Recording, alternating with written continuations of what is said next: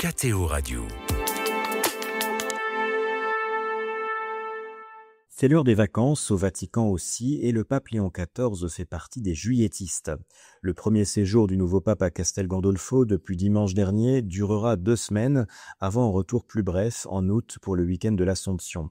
Il renoue ainsi avec un usage suspendu durant le pontificat du pape François, qui n'avait jamais dormi dans ce village situé sur les hauteurs des Castelli Romani, à une trentaine de kilomètres de Rome.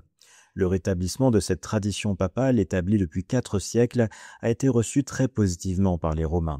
Un restaurateur du Borgo exprime ainsi sa joie de voir le pape renouer avec cet usage ancien qui retire pourtant à son restaurant une bonne partie de sa clientèle dominicale, largement constituée par les fidèles rassemblés sur la place Saint-Pierre pour l'Angélus quand le pape est à Rome.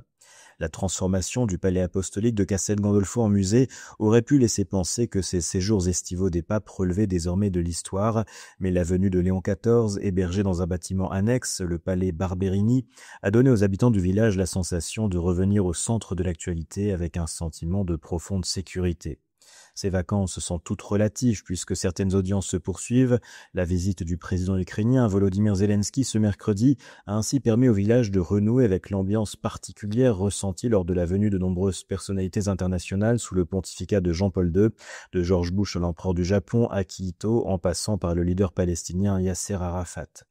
Quand Castel Gandolfo redevient ce deuxième Vatican où Jean-Paul II vivait sur de longues périodes, le dispositif de sécurité qui entoure le village est visible sans être oppressant. Quand le pape est là, nous dormons mieux, assure ainsi Sabrina, vendeuse dans un magasin de souvenirs situé sur la place centrale du village et qui se souvient avec émotion de la dernière apparition de Benoît XVI au balcon lors de sa renonciation en février 2013.